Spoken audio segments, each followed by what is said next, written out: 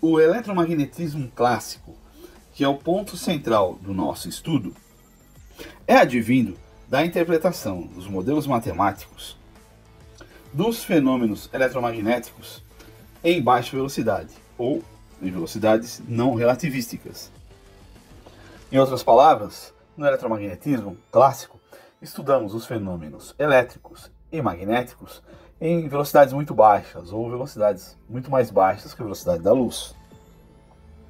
É tão forte a solidez do eletromagnetismo clássico que a teoria da relatividade se adequa às suas definições. O ápice do eletromagnetismo clássico se deu com a descoberta, ou melhor dizendo, desenvolvimento do que nós chamamos de equações de Maxwell. James Clerk Maxwell foi um escocês nascido em Edimburgo em 13 de junho de 1831 e viveu pouco tempo. Ele morreu em 5 de novembro de 1879, em Cambridge, na Inglaterra. Mas durante a sua vida foi muito profícuo o seu trabalho na área de matemática e física, especificamente na área do eletromagnetismo, mas não só. Maxwell tem trabalhos iniciados no cálculo e na geometria, na termodinâmica, mais especificamente na segunda lei da termodinâmica, que diz que a entropia nunca decresce, e isto tem um caráter estatístico, na invenção de filtros para cores, sendo um dos primeiros a realizar fotografia colorida.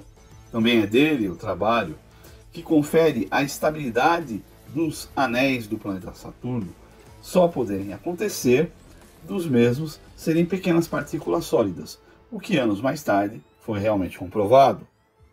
Mas realmente seus principais trabalhos se encontram na eletricidade, no magnetismo e na sua confluência com a ótica.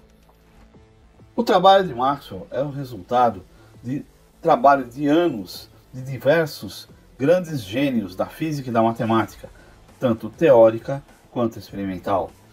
Podemos então destacar que, a partir do século XVII para o século XVIII, os experimentos de de Coulomb e depois as descobertas de Ørsted em 1820 na área de eletricidade e magnetismo são destacáveis. E assim temos também o avanço destas teorias, desse trabalho, com a ascensão de Ampère, que foi incentivado pelo trabalho de Ørsted, e culminando com outro britânico muito especial, que pode-se dizer que foi um dos maiores experimentalistas de todos os tempos, que é Michael Faraday. Além disso, não podemos desprezar o trabalho de um grande matemático, que influenciou praticamente todo o desenvolvimento da nossa teoria, que é Carl Friedrich Gauss. Todos eles contribuíram para que os trabalhos de Maxwell viessem a se culminar.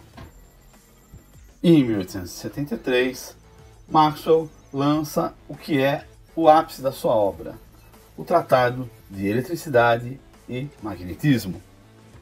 Nesse tratado, Maxwell matematiza todo o conhecimento até a sua época e também contribui com a descoberta impressionante da corrente do deslocamento. Mas, logo em seguida, infelizmente, ele vem a falecer. O sucesso do seu trabalho se dá àquilo que podemos dizer que foi continuado pelos seus discípulos, muitas vezes chamados de os maxwellianos. Entre eles podemos destacar George Francis Fitzgerald, Oliver Lodge, Oliver Hillside e Heinrich Hertz. Fitzgerald e Lodge eram acadêmicos da mesma linha de Maxwell, ou seja, eram cientistas que também faziam experimentos, mas que tinham grandes conceitos matemáticos e atuavam diretamente na academia. Ambos eram britânicos, assim como Hillside. A parte desse grupo está Heinrich Hertz. Hertz foi aluno de Gustav Kirchhoff e de Hermann von Helmholtz, e por orientação desse, passou a estudar os efeitos do eletromagnetismo, chegando à construção de um oscilador e, posteriormente, utilizando das ideias de Maxwell, conseguiu provar que as ondas eletromagnéticas podem viajar a longas distâncias. Um ponto devemos ressaltar: nesta época não se existia o conhecimento do elétron e nem de que não precisaria de um suporte físico para que as ondas eletromagnéticas viajassem. Por isso, acreditava-se que existia o que se chamava de éter, uma substância uniforme e sem cor, sem cheiro, sem massa, que permeava todo o universo e era a sustentação das ondas eletromagnéticas e da própria luz. Hoje, nós conhecemos alguma coisa sobre o elétron e sabemos que o éter não existe. Nesse grupo em particular, o meu destaque vai para Oliver Heaviside. Heaviside teve pouco estudo formal, por isso, grande parte do seu conhecimento adquiriu por si próprio. Trabalhou na área de telégrafos, inicialmente como operador de telégrafo e depois especificando e trabalhando como se fosse um eletricista ou mesmo um engenheiro elétrico na confecção e na melhoria das questões dos cabos e da comunicação dos sistemas telegráficos. Ele é um dos grandes responsáveis pelo sucesso do telégrafo com fio dos anos de 1880. O trabalho de Heaviside é realmente impressionante. As equações de Maxwell, como nós a conhecemos, vêm da roupagem matemática que Heaviside deu às mesmas. Esta roupagem matemática é uma roupagem vetorial aplicada às equações íntegro-diferenciais de Maxwell. Possivelmente, seu trabalho tenha uma influência do matemático americano Josiah Willard Gibbs, que desenvolveu fortemente o cálculo vetorial. A importância do eletromagnetismo e dos trabalhos de Maxwell é mais do que evidente na vida moderna. Mas podemos aqui fazer uma divisão básica, bem simples, de duas áreas que foram muito importantes nos trabalhos de Maxwell e de outros no eletromagnetismo. De um lado temos os trabalhos de Hertz, Marconi, com a parte da comunicação das ondas eletromagnéticas, ondas de rádio, e por fim até do brasileiro Landel de Moura, um dos primeiros responsáveis pelas transmissões de rádio acontecerem no mundo. E por outro lado, temos o magnetismo, ou melhor, o eletromagnetismo, aplicados ao controle de movimento, à geração e ao motor elétrico. E aqui podemos lembrar de nomes como Faraday e Tesla. Os princípios advindos do eletromagnetismo, baseados nas leis de Maxwell, cobrem este campo, eletricidade e magnetismo, de modo completo. Temos então que podemos definir através das leis de Maxwell os campos elétrico e magnético. Podemos ter a intensidade de campo elétrico, o campo E, que pode ser dado em volts por metro, de modo físico, a intensidade do campo magnético, ou o vetor H, e também de modo físico pode ser dado entre amperes por metro, a densidade de fluxo elétrico, o vetor D, que é calculado em coulomb por metro quadrado, e também uma densidade para a área magnética, que é a densidade de fluxo magnético, o vetor B, que pode ser dado em Tesla, ou volts vezes segundo por metro quadrado, ou Weber por metro quadrado. Há ainda a ideia de densidade de corrente, o vetor J, e como densidade tem a unidade ampere por metro quadrado, e a densidade volumétrica de carga, a única dessas relações que não é um vetor, mas sim um escalar, o ρ-vol, que é dado em coulomb por metro cúbico. Um clássico entendimento concebido pelo eletromagnetismo com as leis de Maxwell é o originado através da chamada lei da força de Lorentz, que é a força em um condutor carregado na presença de um campo elétrico e de um campo magnético. Tomando assim um condutor carregado com corrente elétrica imerso em um campo magnético, podemos ter que o infinitésimo de força dF é igual ao infinitésimo de carga dQ vezes a relação de campos, o campo E, mais a velocidade com que a partícula, os elétrons, se movem no condutor, produto vetorial do campo magnético B.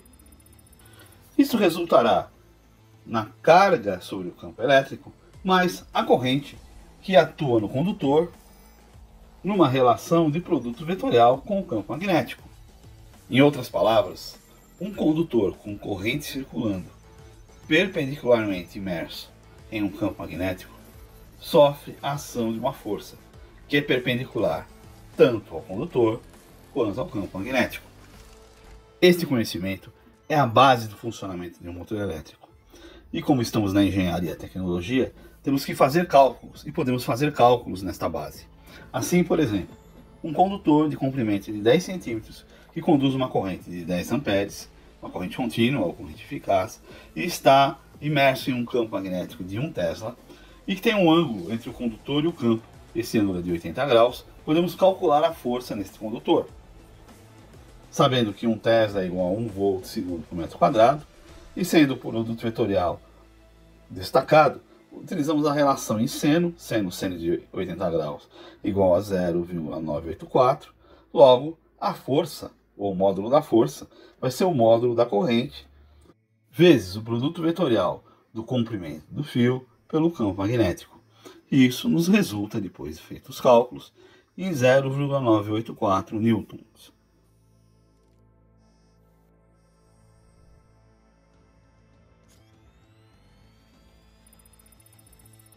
Outro desenvolvimento importante advindo do trabalho de Maxwell é a equação que confere a continuidade da carga elétrica, da corrente elétrica. Então, uma corrente fluindo de um ponto, de uma posição que pode ser em coordenadas cartesianas, cilíndricas ou polares, provoca a redução de carga neste próprio ponto. Isto é o que nos diz a equação. Divergente de J é igual ao negativo da derivada parcial de ρ no tempo. Ou, mais especificamente, o divergente pontual da densidade de corrente é igual à variação negativa da carga no tempo, naquele ponto. Esta é a equação da continuidade, ou da continuidade da corrente elétrica, ou da carga elétrica. As leis de Maxwell, como equações originais, foram escritas como sendo equações diferenciais no tempo e no espaço cartesiano. Graças ao trabalho de Heaviside, podemos trabalhar hoje elas de uma maneira mais fácil, num formato vetorial diferencial. Temos o divergente do campo D é igual a ρ. O fluxo elétrico que atravessa uma superfície fechada depende apenas da quantidade de carga contido dentro desta mesma superfície.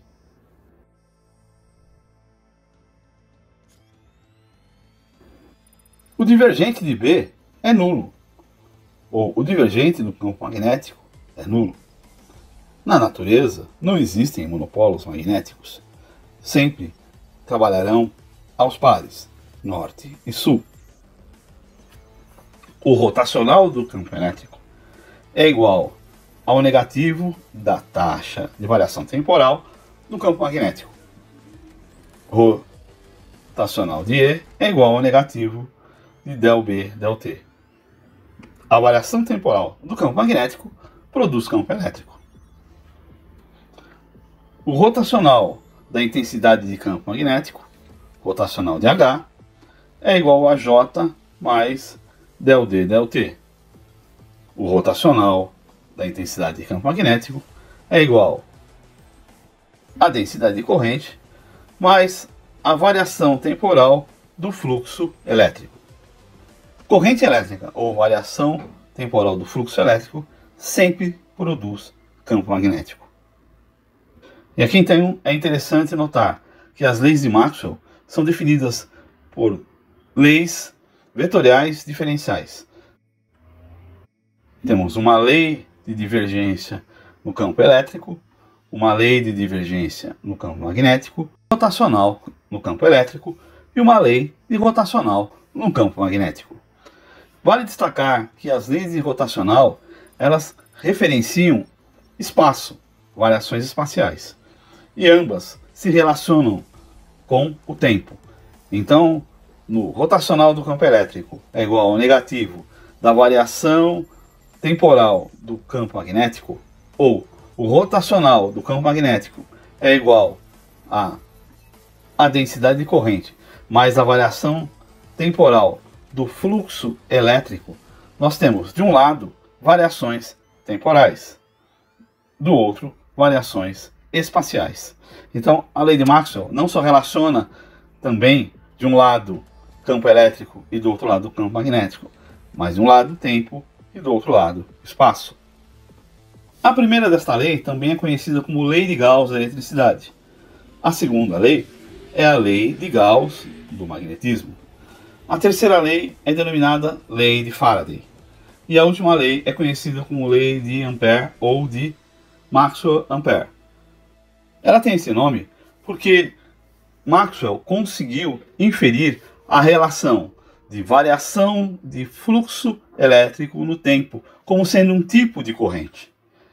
É a chamada corrente de deslocamento, exatamente aquilo que produz a carga de um capacitor. Vamos destacar a lei de Faraday. Inicialmente na sua forma vetorial diferencial, o rotacional de E é igual ao negativo de ΔB ΔT, mas também na sua forma integral. A integral de linha fechada sobre L do produto escalar de E dL é igual à variação temporal da integral de superfície do produto escalar BDS. E isto produz um fluxo variando no tempo, e com sentido contrário, ou seja, o negativo de ΔΦ ΔT. Para melhor ilustrar o que diz esta lei, vamos tomar um conjunto de espiras de um fio condutor. Vamos desenhar uma área perpendicular a essa espira. Esta área é fechada por uma linha L e podemos até definir que há pequenos ds, ou seja, pequenos infinitésimos de área associados à área total. Assim, estamos preparados para dizer que essa área pode ser dada como um infinitésimo em termos de ds, ou melhor, um vetor perpendicular à área, a uma área infinitesimal. Continuando, vamos imaginar que temos um fluxo B que varia sobre esta área, sobre a espira. Esse fluxo decresce no sentido do campo, ou seja, dφ dt decresce no sentido de B. Então temos aqui a nossa área S delimitada pela linha fechada L, ou melhor, o infinitésimo de área ds, com o campo magnético B atravessando esta área, no mesmo sentido de ds. Quando isso acontece, surge nas bordas desta área, ou seja, surge sobre L, um campo elétrico.